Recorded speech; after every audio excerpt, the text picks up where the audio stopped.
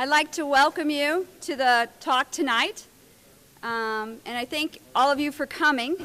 This is fantastic. I'm really pleased so many people are interested. I'd also like to thank our sponsors who made this happen, and includes Ada County Highway District, the City of Boise Department of Planning, Compass, Capital City Development Corporation, the Downtown Boise Association, Idaho Smart Growth, the Idaho chapter of the Institute of Transportation Engineers, Boise State University Public Policy Center, and my home department, Boise State University Department of Community and Regional Planning. Peter's going to give a lecture tonight, or a talk, about streets and looking at city streets and the reason why they are the way they are, as well as things we might consider to conceive them differently. And while he's talking, we have placed index cards, scattered them throughout. And so if you have a question, we're just going to ask that you jot it down on one of the index cards. And then, Deanna, could you stand up? Deanna will be collecting cards, and she's with Idaho Smart Growth. And Yuri will also be collecting cards, and he is with the Institute of Transportation Engineers. And Amy will be collecting cards, but she will also be consolidating them into questions, taking those questions and grouping them that are around the same theme so that Peter can address as many different types of questions as we possibly can tonight. So with that, I'd like to introduce our speaker, Peter Koonce. He is a professional engineer. He's working to make systems more sustainable. And as a practitioner, he has worked in both public and private sectors, serving communities with both practical and innovative solutions. He's an educator serving as adjunct professor at Portland State University, teaching graduate level courses in transportation engineering. He serves as a member of the Bicycle Technical Committee on the National Committee on Uniform Traffic Control Devices, and as chair of the Transportation Research Board's Committee on Traffic Signal Systems. I'd like to ask you to help me welcome Peter Koonce.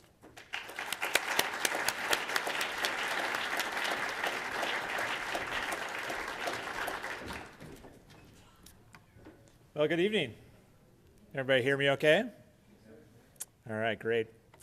Well, I would like to thank our sponsors as well. Really appreciate the support, and thank you all for coming tonight to hear what I have to say.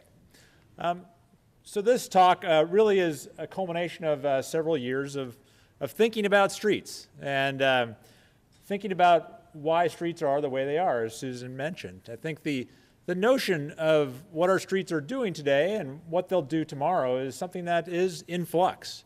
And I'll give you some examples tonight to try to describe how we're rethinking streets, how we're rethinking the use of the street right-of-way. So I'm from Portland, Oregon. I'll use a lot of examples from Portland, but it's not just Portland that's doing this sort of work. And there are many various reasons why cities are doing this type of work. The main reason is that people are returning to cities. For years and years, we had people leaving cities. We had an issue of declining population in our communities, in our major urban centers. Cities like Detroit and Baltimore saw a lot of people leaving the cities. They're half of what they used to be. But in 2013, we saw more than 2.3 million more people living in urban areas than the year prior.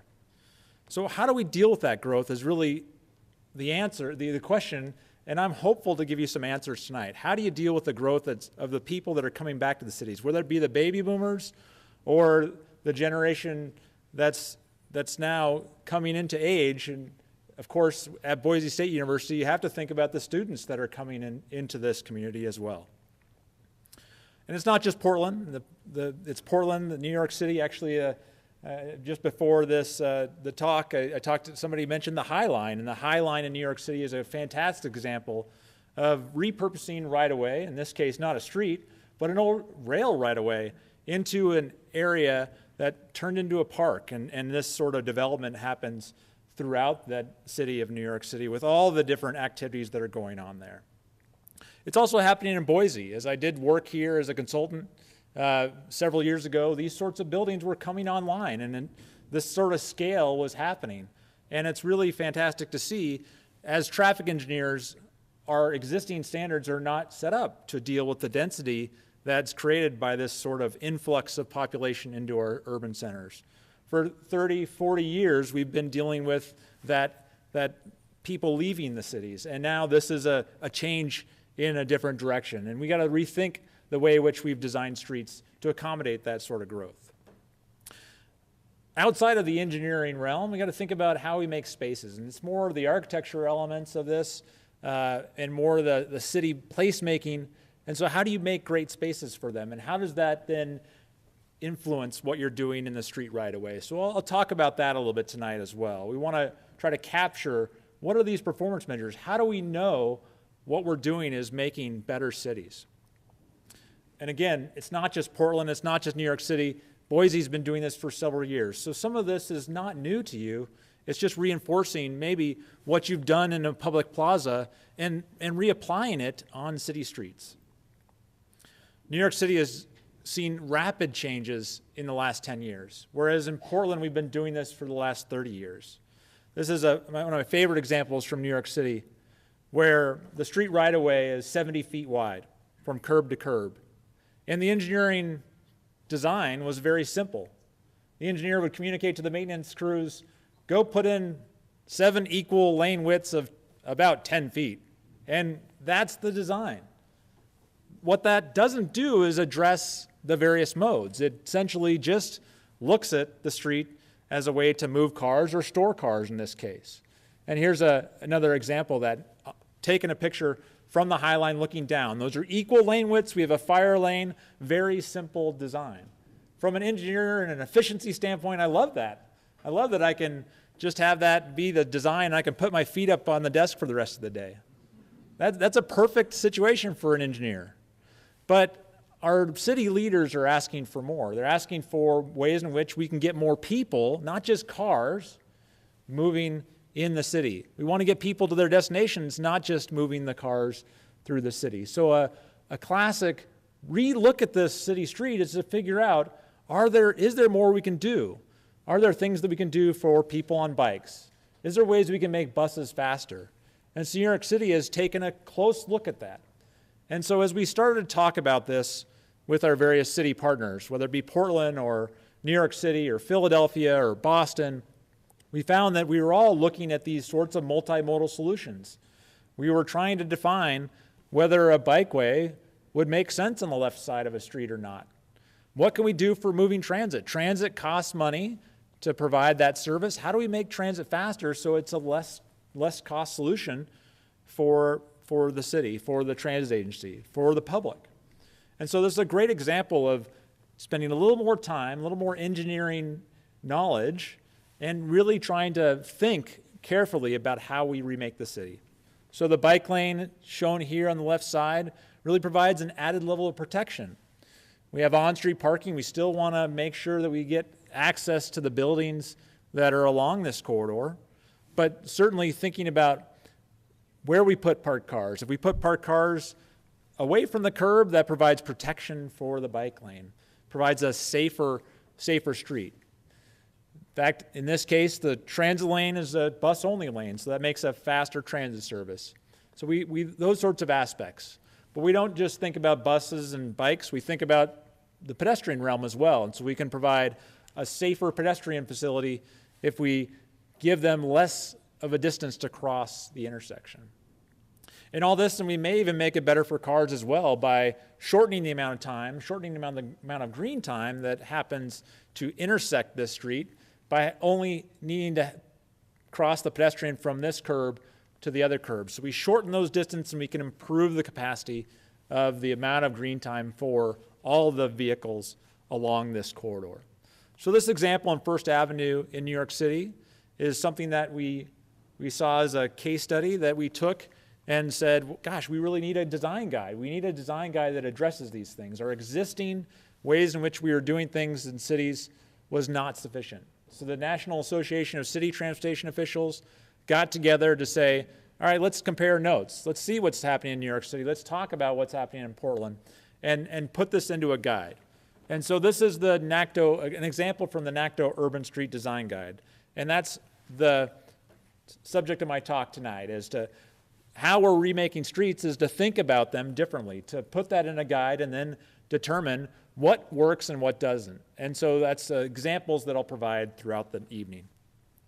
It's to highlight principles that I'll talk about and to really formulate the vision around how we will make our streets more multimodal in nature, safer for everybody, and better from an economic competitiveness standpoint. We think about things via every mode, and so we can measure how well the bus is moving through, how busy the freight traffic is, and really trying to get into the nuts and bolts of what elements will work, what elements didn't work, and how we can make it better. But it's not just dense urban areas. We also tread a little bit into the design criteria that we've used for 50 years, like marking crosswalks and making pedestrians safe on these crossings. And this is an example from the Bronx of just simply, instead of having just a simple double yellow line down the middle of a street, striping bike lanes with the available space there, putting in a median so pedestrians don't have to run across the street with looking both ways, dodging both lanes of traffic. They can cross one leg at a time and essentially have a safer crossing. These are all things that we've been doing in cities. We just have never written them down. We've never shared them with a broader public. And so the NACTO Urban Street Design Guide really aims to do just that.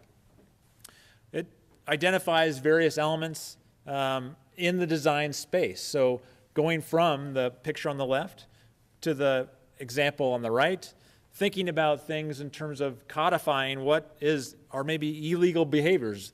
The picture on the left shows someone that's jaywalking, whereas the design on the right would essentially provide the system in place that would allow that pedestrian to walk and to know that they're in the right space on which to cross that street. So we've been doing this in Portland for quite some time. We have had gradual steps. New York has made a big splash in terms of moving in that direction. But we've been doing a lot of this work to make sure that we have a more multimodal system and that we have a safer system. That's really our guiding principle, is how do we make our city safe for all the modes here. And this bike lane example is a classic example where we used technology to make that bike lane happen. We took a existing bridge, in this case a 4-lane cross-section of a bridge. We looked at the way in which those lanes were working and applied a road diet, which was essentially putting the left turns that are happening at each end of this bridge and putting them back to back, and essentially making the traffic signals smarter so that they're communicating with one another, so that we're moving as much traffic as we were previously, but having available space to make sure that we can get bike lanes on the bridge, making that critical connection. Again, this isn't to say that we've finished all the things that we need to do. This classic example in New York City is we're still going to have people walking perhaps where they shouldn't be, but it's definitely making strides in the right direction. Thinking about things in terms of how those modes are used at the ground level, and then getting them on paper so that people on bikes aren't just hugging the crosswalk or sharing space with pedestrians where it's unfamiliar to them or maybe uncomfortable for them. So we've designed specific elements within the guide to identify how we do that, and this bike box in Portland is a great example of that. How do we make sure that the safety of everyone is paramount for the engineering design details that we're going to cover? Before I jump into the examples, let me just explain a little bit about my background as a civil engineer. And as a civil engineer, I started in the realm of all the various aspects of civil engineering. So in civil engineering, you learn about structural engineering, bridges, hydraulics, water and sewer systems, geotechnical, foundations, and of course, road and rail systems.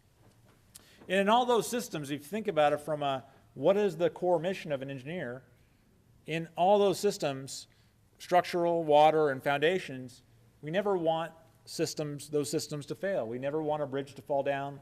We never want the water to spill out.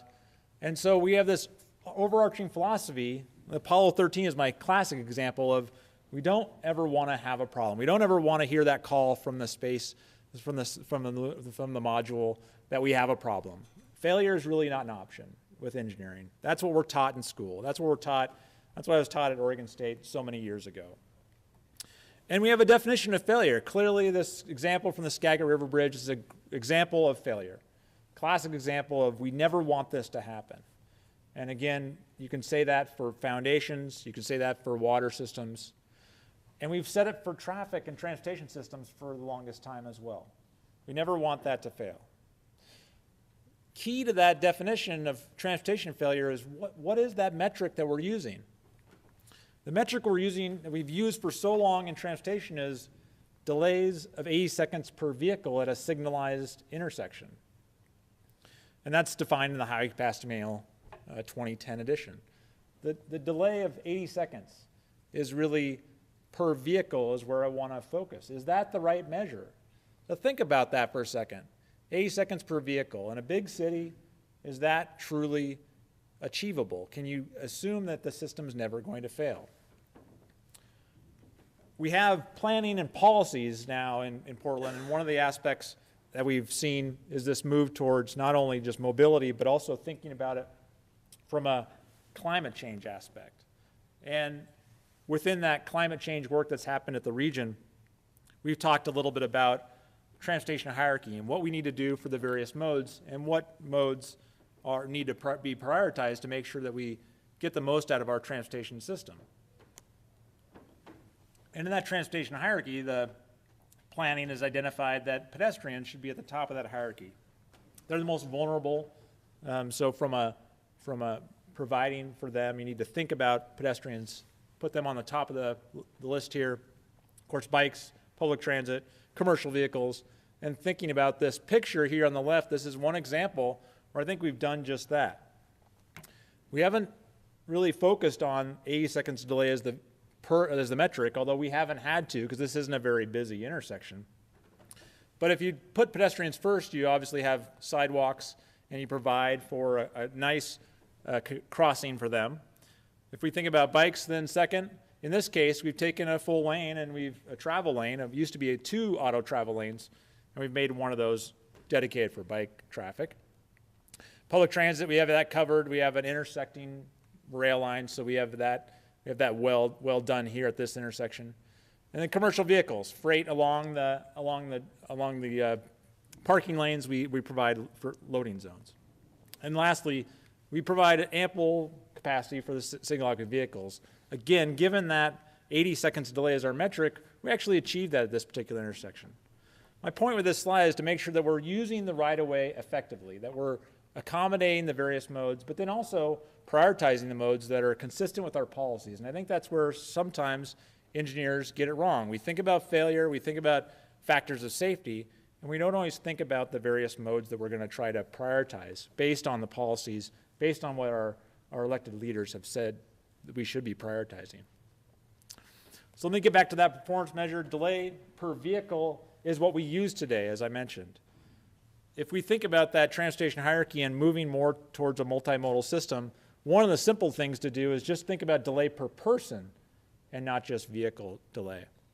When I say delay per vehicle in that methodology in the Highway Capacity Manual, it's solely focused on cars and not thinking about pedestrians, and that's a simple improvement that we can make. The other emerging performance measures is safety, crashes per mile of highway, crashes per intersection, and then also mode split. And I'll get into a few examples here on the next few slides. But let me just reiterate with the Highway Capacity Manual, we think of level service A as free flow. In most places, that free flow speed does not result in a high quality urban design. We have, in this case, this is a very good example in Portland where we have 3 lanes of traffic, and most times of the day, there's very little delay there. In this case, we would say that's operating at level service A. Whereas this example from New York City, where you have a lot of activity, a lot of cars, delay at the intersections, that would be level service F. That'd be failure. Well, in New York City, they've done some work. It's called Measuring the Street, and they propose different measures. They propose to throw level service out the window. And again, that's not right for every agency, but it's something to think about. In downtown settings, in the dense urban environment, they look at safety as the number one goal. They look at injuries to street users as the thing that they want to try to be the highest level of importance. And so they throw delay out the window. They look at it. They obviously have engineers that are looking at it, they're getting complaints, but they're putting safety first because that's what they've been asked to do. The other part of this that is interesting, and not necessarily an engineering measure, but is looking at what the effect the street has on retail sales. If the speeds are slow on the street, if people can see what's happening on the street, if they can access what's happening on the street, that may mean an increase in retail sales. So from an economic development standpoint, having the speeds on the street be higher than 35 miles an hour may be a negative from an economic development standpoint. So flipping the idea that we should always be looking to reduce delay at an intersection is something that is very intriguing to me as an engineer and makes you rethink a lot of the assumptions that we've had as engineers for many, many years. Safety performance. There's, of course, an aspect of safety that we've never been able to quantify because we either haven't had good data or we haven't made it a priority. And that's an emerging trend within the industry, is thinking about the safety of streets. There's a Vision Zero concept that's out of Sweden that some of the bigger cities are contemplating as a part of the lexicon that may be something worth looking at in Boise. We've been looking at bicycle safety record and trying to make improvements, thinking about every crash as a potential opportunity to make an enhancement that would make a safer street. And this is in an EPA document, the Guide to Sustainable Transportation Performance Measures. So it's not something that we've just done. We've tried to share this information, and one of the things that we've seen is as more people are biking, the crash rate goes down. As you provide more facilities, on the bottom here is the number of lanes of the traffic in terms of vehicle, in terms of bicycle traffic over our bridges, which is our control metric, and then crashes. And the crash rate, as we've seen, has gone down as we've provided more and more bike lanes throughout the city. Pedestrian safety, something that we've often neglected is thinking about the connection between speed and safety. Of course, in downtown environments, speed is something that we look at as something we need to manage and think about not just getting people through downtown at a speed of 30 or 35 miles an hour, but perhaps managing that speed so that we optimize the performance of the network and make it as safe an environment as possible. Again, measuring the street. How do you do that? Just highlight those elements: reducing crashes, reducing speeding, thinking about increased vitality. And one of the other elements that we've learned from New York City is they look at public sentiment. Do the community members like what's been done? And they poll and determine whether the people prefer the new configuration if they do something drastic like a pedestrian plaza or a bike lane project. So that's just an example of that. Now, I'm not an economic development person, but I appreciate when my elected leaders ask me to do something consistent with their goals. And if economic development is part of that goal, then I want to honor that. This isn't something that's new. I've been talking about elements from the Urban Street Design Guide, but various state DOTs, the Maryland State Highway has had a document called When Main Street is the State Highway. Oregon's had a similar document.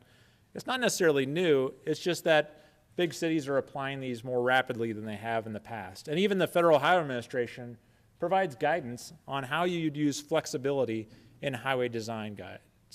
So thinking about this, the flexibility is there. We have to be more creative with our designs, not just using what we've always used as a perspective. And I'll just give you some examples from that Urban Street Design Guide as we talk about what are the various elements that are part and parcel to this.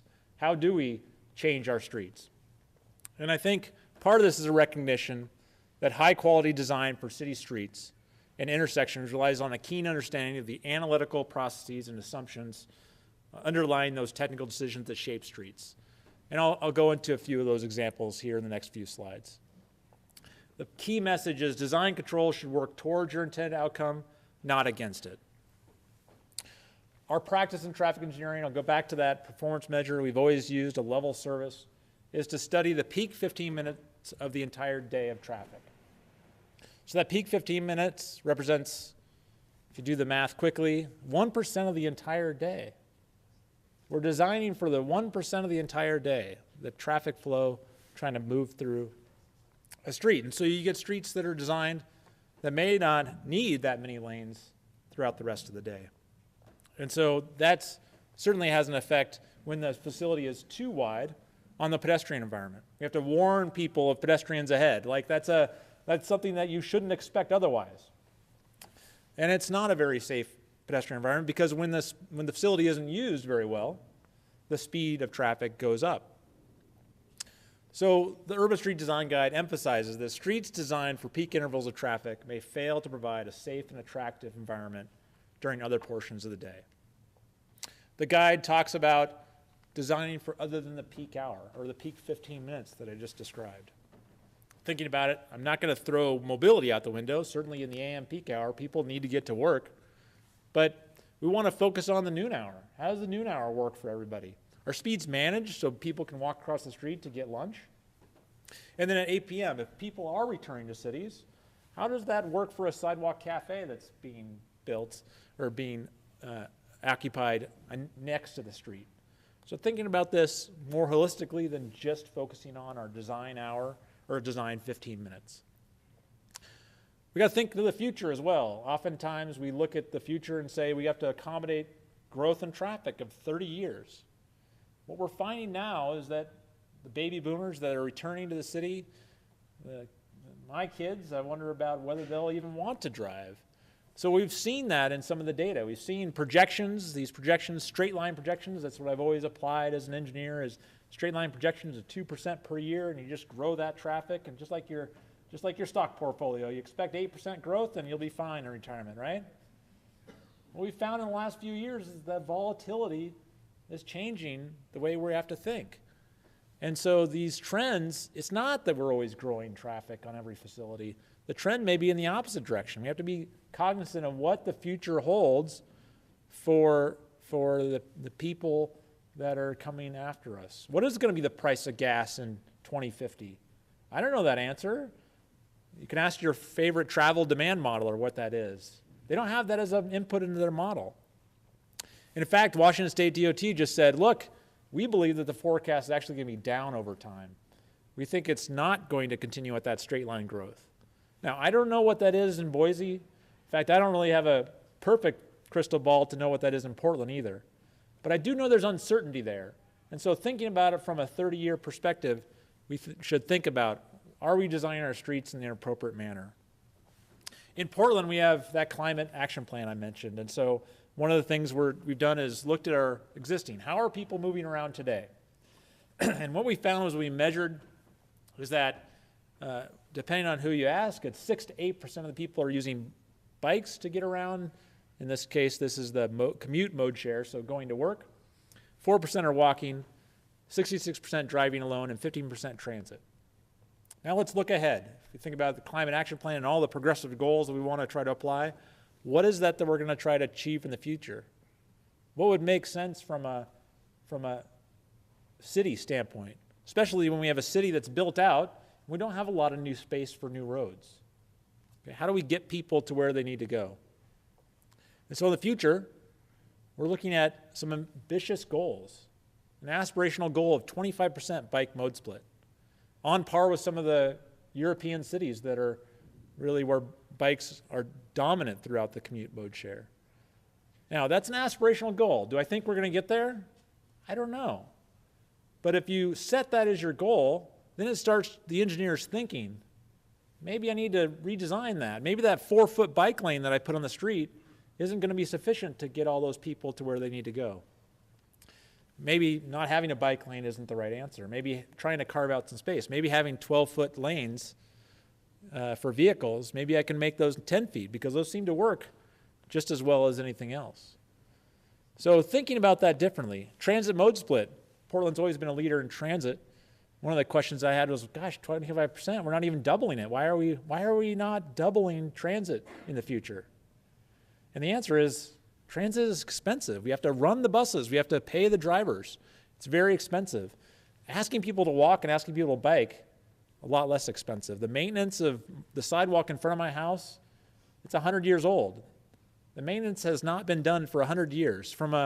As a city staff person, I like that. Again, I can throw my feet up on the desk and say my job is done. I don't have to maintain that sidewalk that's been there for 100 years. So we think about that in Portland and think about that. That's how we may move forward. Again, aspirational goals, but something to challenge the engineers in their thinking. And this is what we see. This is a AM morning peak hour, and there's a lot of people riding bikes. And we didn't just get there overnight. It's been 30 years of work of people before me at the city working to try to figure out if there's incremental bike lanes we can apply throughout the city. And this is one of our examples in downtown Portland where we put in a bike lane, we narrowed up the lanes, we didn't lose any travel lanes in this section. We have 3 travel lanes, a narrow 6-foot bike lane, and now we're scratching our heads and figuring out, is that 6-foot bike lane wide enough? And I think the answer, if you look at this picture, is we're moving almost as many people in this picture on bikes as we are in the cars, with 6 feet of space compared to 30 feet of space for the cars.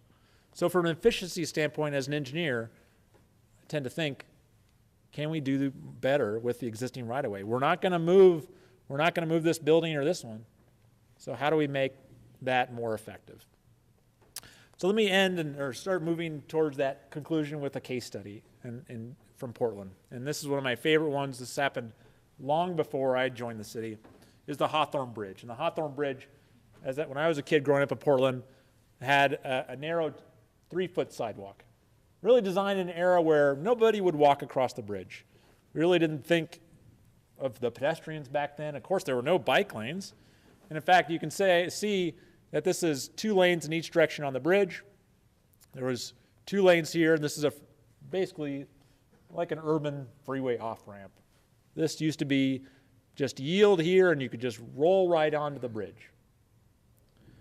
Our level of service analysis, if we did that highway capacity mail analysis with a signalized intersection, we would say that's the right answer. We should not worry about putting these stop signs in. We should just let them yield, and it's going to be okay. That highway capacity manual level service analysis does not consider the safety of pedestrians, doesn't consider the safety of bikes, doesn't consider the delay of pedestrians or bikes. So it's very limited in its application in an urban environment. And so that's part of my message tonight, is rethink the way in which we're analyzing things. And so that's what we've done in Portland, is in this case, this is right in downtown Portland. You want to try to provide those connections, try to provide a comprehensive system for the bike network, the pedestrians. And so what we did is we put these stop signs up. It's clear for the motorists here that they are not the priority. We want to try to provide a continuous bike facility and even a good place to walk on that bridge. So in the peak hour, it does back up. It is clearly level of service F for this movement. Okay, we do back up traffic. And that traffic backup lasts more than an hour, clearly more than peak 15 minutes. The interesting part of this, from an engineering standpoint, because I don't like failure. I don't like to penalize people in cars. I want them to be able to drive where they want to. The interesting part of this is this is where I am, this is that ramp. They can actually divert only a few blocks to use this lane as opposed to this lane. But they're choosing not to take a different route. And it's an interesting study in the system versus our intersections that we look at. So clearly this is auto level service F. But we did this to complete the connection. We wanted to make sure that this person on a bike could make this with ease, with high level of safety, that the pedestrian here could cross as well. And so what we've seen, the outcome is we have this facility that people use, And the bridge isn't always congested. In fact, in both cases, both ped, bike, and cars, it's not always congested. So that's the good news. What we've seen is as we've done this and we've created the bike network and added these elements to the bridges, and this was back in '95 when we added this element to the bridge, we've seen a steady increase in bike traffic. And it's in those 15 years, we've gotten a threefold increase in the number of bikes going across all the various bridges with those sorts of treatments. And again, that's our metric for how we judge whether we're making moves in the right direction or whether we're staying static. That's just one of those measures that is important to us as we think about the importance of performance measures and what gets measured gets done. So in conclusion, I want to just leave you with the thoughts of that street design. We've been focused on mobility. We're not totally leaving that focus on mobility, but we're just thinking about it in terms of multimodal mobility, thinking about it in terms of how we move not just people and cars, but even freight, transit, thinking about people first as opposed to just cars. Think about the policy shifts that we need to take to make sure we have an inviting city. That's very important for us. And then lastly, all these traffic control devices and this notion of how we change our traffic control devices to support multimodal travel. So I hope I've given you some food for thought, and I hope that given you some things that you maybe could question, and we can explore this a little more through the Q&A session.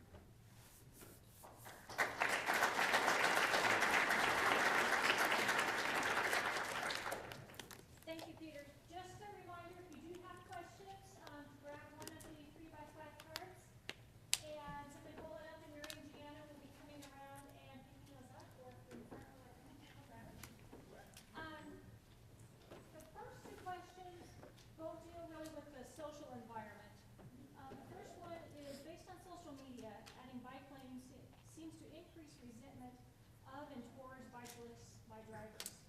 How does the social environment affect traffic engineering? Well, that's a great question. I think one of the things I learned, I never learned in engineering, was elements of sociology. As engineers, we are packed, our curriculum is packed full of algebra and physics and things that didn't really cover in school. And so one of the things I learned when I got to my master's program was sociology was very important, and this notion of how what we do translates to public sentiment is very important to us. I think as we've looked at doing things in Portland, when we make a change, one of the things that we know is we have to measure what change happens and what effects that has on people. And not just people on bikes, but people of all modes.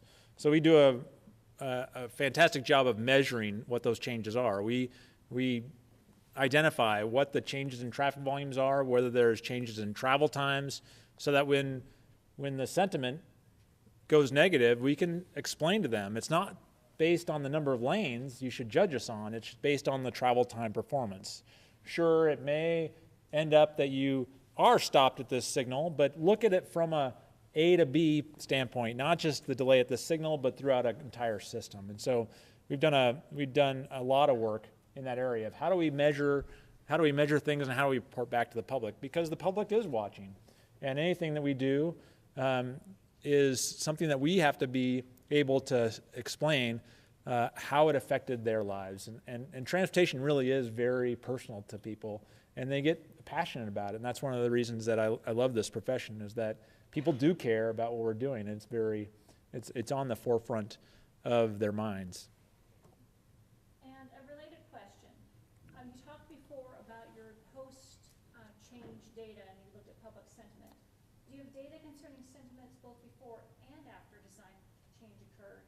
In other words, how much skepticism before a project that potentially changed to approval after implementation? That's a great question. Maybe I can read that one back. Do you have data concerning sentiments before and after a design change occurred? In other words, how much skepticism before a project changed the approval after implementation? Well, I think we're always taking public input, and there are many projects where we've decided not to do what was originally proposed because of that public sentiment. If the risks are too great, if you can't get that public trust established in a project, then you have to back away from that project and figure out a time to do something different. That's something that in Portland we've done I think a really good job is look at the system, and if it's not this street, maybe it's a street 2-3 blocks away. So we've done a lot of alternatives analysis, working hand in hand with the public to figure that out. What is that right corridor?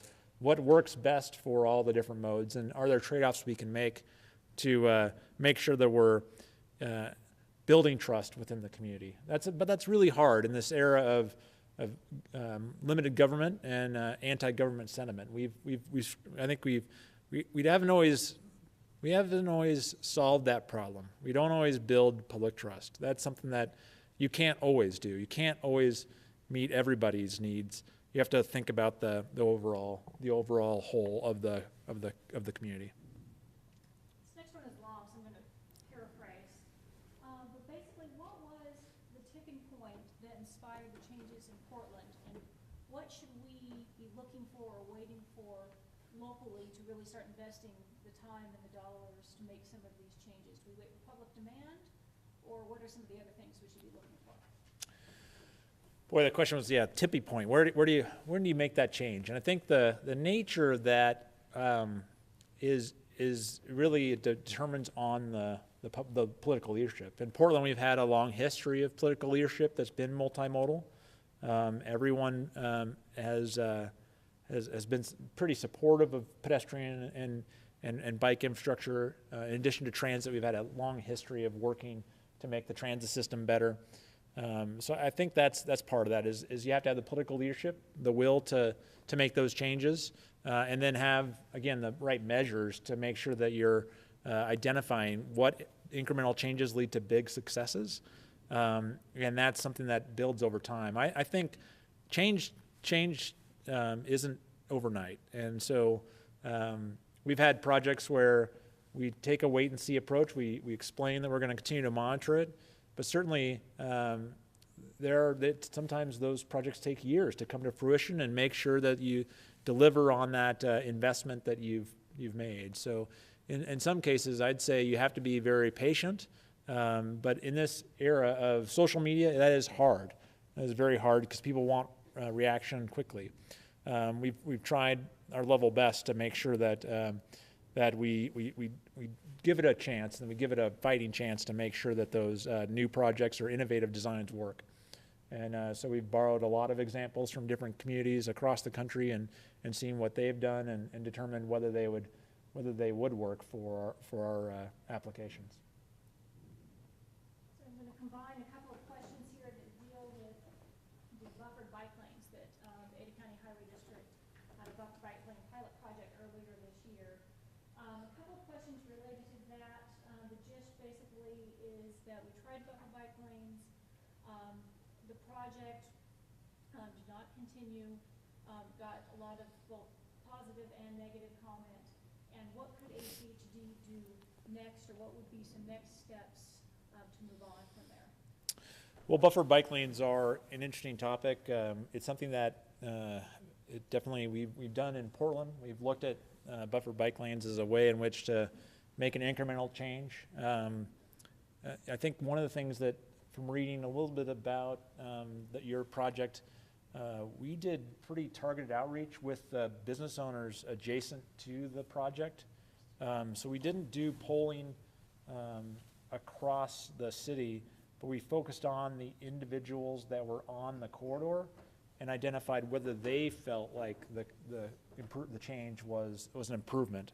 And so we asked business owners, went door to door, Portland State, did the research, and documented what everybody thought. And over time, and looked at that in concert with what the public sentiment was, to make sure that we were addressing the users on that particular corridor and getting their perspective, and having that be as important, if not more important, than the mobility needs. On that particular corridor, in our case, it was a lower volume street, so it wasn't quite as high profile, I think, as your example. So again, I think the answer to that question really is that those things take time to make sure they're being used as much as you would hope. You build a facility, and it doesn't just become a success overnight. You have to build the network.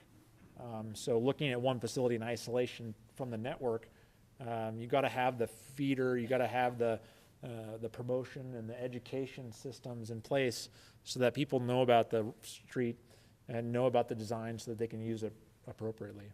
So those things definitely take time to make sure that they're going to be a success.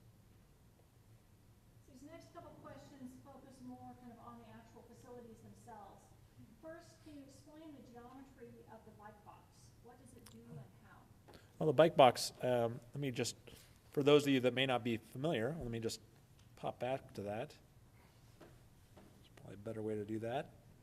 The bike box is something that we really was pioneered in Portland out of necessity. We had two very tragic deaths that we were looking for solutions to solve. The first death was a young woman trying to get to university.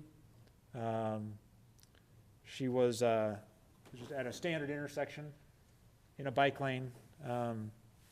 She was waiting just at the stop bar, and a cement truck pulled up. Actually, a cement truck was already there at the stop bar. She pulled up at the stop bar after the cement truck was already there. Cement truck was making a right turn. The light went green, and they both moved at the same time. And she was crushed by the cement truck. No chance of surviving. We had two cases like that within a month. This is before I joined the city, but it was tragic. Tragic when you have that sort of a circumstance. And so what are you to do? I mean, in that case, all of our engineering standards were met. The crosswalk was fine. I mean, really, the bike lane was sufficient. In this case, the driver of that truck couldn't see her. And so this was designed in European practice, very common, is to pull that stop bar back just a little bit. And a person in a bike can be anywhere in this box, but certainly forward of the truck so that they can be seen at the intersection. Someone making a right turn, we restrict the right turn on red. So you can't make a right turn on red. That's an efficiency downside to this. But from a safety standpoint, it's a trade-off that as an engineer I'm willing to make so that no one has to die like that at these particular intersections. So we've put these at particularly where we think they're high crash locations. We have several throughout the city, and we've done a study to determine whether they're effective or not. I like to think in those two particular cases, those two deaths, that they would have been prevented by just paint. So where I can make that simple addition, I will do that every time in a design. So we've used them at some of these potential high crash locations, and we haven't always gotten it right. We're still learning on these because they are fairly new in the American context. But that's our number one job at the city, and engineering in general is safety. So sorry for the long answer, but the bike box is designed to improve the visibility of a cyclist at the intersection, so somebody turning right from that lane would see them and they would avoid a potential fatal crash. Next one's also facility related. Why don't we use more tunnels to get pedestrians and bikers across busy streets? Well, tunnels or overcrossings are things that we have used in the past. As I mentioned, there's no one right solution, but the downside of tunnels or overcrossings are they're expensive, and that's something that in this era of limited government and lower gas taxes, our gas tax hasn't changed since I think it's 1990. It's been 20 years, so we have very much more limited budgets than we've had in the past, and so the costs are just really the primary answer there. We just don't have the resources to design and engineer and build those sorts of facilities. Throughout your speech, you use the term economic often, but is there an ecological aspect applied to Yeah, I think if you would have heard my speech 3 or 4 years ago, I would have, or maybe even 5 or 6 years ago, I would have said more about the environment. I think in this era of thinking in the downturn, of course, obviously we spent a lot more time thinking about jobs in terms of economic development, returning back to the era. But certainly, environment has really been a motivating factor for me personally, and also the city. So that's something that I've probably changed a little bit in my career to know that if I'm speaking to an audience of decision makers, that the economics of things is very important. In some cases, more so the environment. But in other ways, some of the leaders that I work with, the environment's number one. So it's really just a function of, at the end of the day, what is the right measure, and so it depends on the community. I think the environment plays utmost importance in Portland in some circles, but then in others maybe not so much. So that's something that we have to think about is what is it that we're trying to optimize? What is it we're trying to achieve? And for me, personally, the environment is right up there.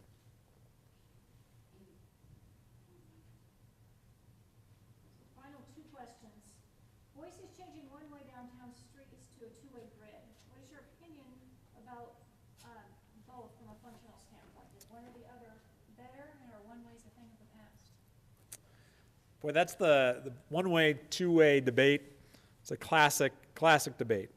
And I tend to think about streets like this when I think about the one-way versus two-way debate. If the street looks like this, I want to change it from one-way to two-way. That one-way street is just serving vehicles. That's not all bad, but it's not great from a pedestrian standpoint. So, and one way is usually applied in the urban environment, the downtown, the place that you want to go to, maybe not the place that you want to get people through as fast as possible. This street is designed to get people as fast as possible through it, to make sure there's nobody ever in your way. This remake of the street maybe manages that expectation that it can go 45 miles an hour through the street. You may be going to a destination as opposed to going through on the street. So, and if you're on your bike, if you're moving from a transit standpoint, there is a throughput benefit. But certainly if you make the trade-off to two-way street, you lose some of the space that you might have otherwise. And so the one-way street can be fantastic because you can think about the space a little bit differently. Whereas if you have two-way traffic, then you may have to rethink that. The other part of that is the speed management. In downtown Portland, I like to say that one-way streets are much better than two-way streets, because one-way streets, when we have traffic signals, and you see in this picture in New York City, when you have traffic signals in close proximity to one another, we can manage the speeds. We can use the signals to make sure that nobody is going to be able to go 45 miles an hour from one signal to the next. So we manage the speeds in downtown Portland. In fact, in downtown Portland, the speeds are set, so if you start on the green, the maximum speed you can go to the next signal is 16 miles an hour. So it's managing that speed so people aren't tearing through the downtown. They're driving through at a really nice pace, and it's safer for everybody. And if you're biking, it's not too bad either. So I tend to be on the one-way camp of things because I like the ability to do different things with the space and make the space more effective. And to wrap up, one final safety question. So I understand bicycle buffered bike lanes can be dangerous when turning. Are there alternatives you would recommend? Dangerous when turning. I think that's something that if you don't have, so the question is the safety of buffer bike lanes and turning movements. I think the answer to that is we've got new tools in our toolbox to address that. And the bike box is a good example of that. If you're in a buffered bike lane, we've used a lot of different treatments to make sure that if you're turning from a buffered bike lane, that you're doing so in a safe way. Part of that is the education. If you have a new facility, how do people know how to make a turn from the buffered bike lane? And that's something that many of our communities, many of the cities, NACTO cities, have education programs that are and encouragement programs that are really working towards that goal. I think that's really part of the answer is the education part, but then also making sure that you use the new tools in the toolbox And the NACTO Urban Bikeway Design Guide has some great examples to make that work. And you can see some of those in those pictures there of how do you make those turns effective and safe. And this type of pedestrian waiting area shown here is a great example of that.